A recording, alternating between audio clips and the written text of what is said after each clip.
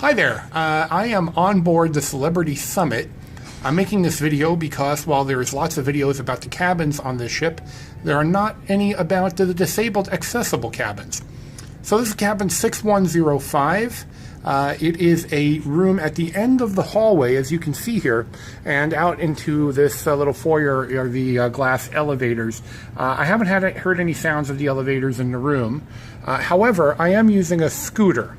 And as you can see, if you come through that doorway, it's very difficult to make the turn into this cabin, even though it's got a wider door for wheelchair accessibility.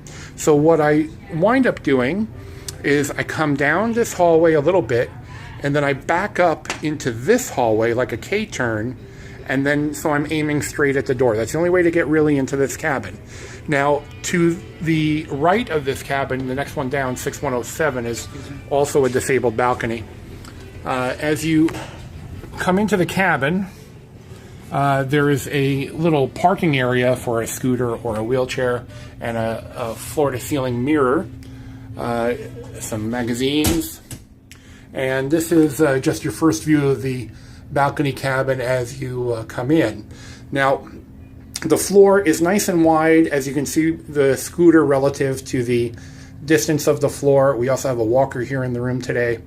Immediately to the left are 3 full-size closets, plenty of room, nice wooden hangers, bathrobes. As you come into the room further to this side, as you look to the left here, you've got a flat screen TV, and below that is a refrigerator, which was locked when I got to the room, but my steward unlocked it. The reason they do that is it is stocked, and they don't want the departing passengers to grab the stuff. So here's a sitting area, and I'll be honest with you, it does not look like the tabletop is something you can get under if you're in a wheelchair. I can't believe that they would do it that way, but it's just visual to me. Again, a large makeup mirror or any kind of mirror that you want. There's a sitting area in this room, a small table, the patio door, balcony door. Now, I did ask him, there is a ramp that they can install. However, it comes out almost to the end of where the bed is. So for anybody sleeping on that side of the bed, they could bang their feet on the ramp at night. So I did not have him install it, as my disability would allow me to step over the portal. So, little door lock up here. If I can unlock it. There we go. Okay, now it's unlocked. And it's a slider. Very easy to slide. So again, there is a small lip, but there's a ramp on this side. And it's a very deep balcony, as you can see. Now that piece of metal that you can see the backward spines, that's actually the ramp that he would put inside the room. And you know, it's wide enough for a small wheelchair to come out here and sit. And anyway, as you come back into the room, I don't want to let all the air conditioning out because it's 85 degrees here in Fort Lauderdale. The bed is made up as a mini king. On this side of the bed, not too much room if you were in a wheelchair, but the other side of the bed has all the room there, as you can see, and that's definitely wide enough for a person in a wheelchair to turn around and be able to get into bed. So that's just a macro view of the room.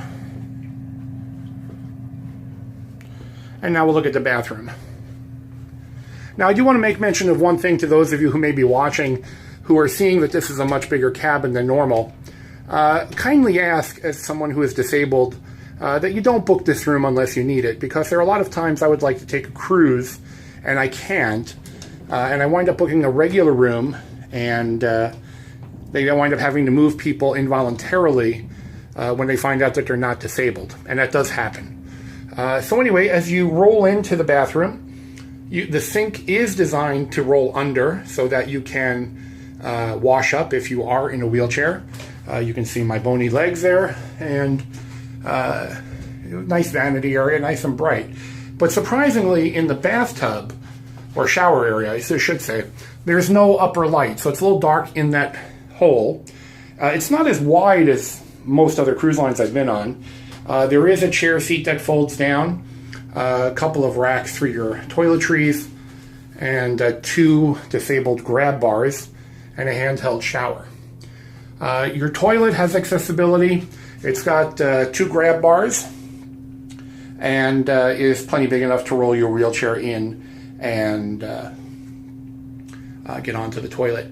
The telephone's kind of odd. It's mounted a little diagonally, but at least there is a phone in the bathroom for emergencies. Anyway, I hope this was important if you need this type of room and gives you the information you need to book or not book. I will say that if you're familiar with Princess Cruise disabled rooms, this one is about 25% smaller overall, but nonetheless is sufficient for what it's designed for. Happy cruising. Bye-bye.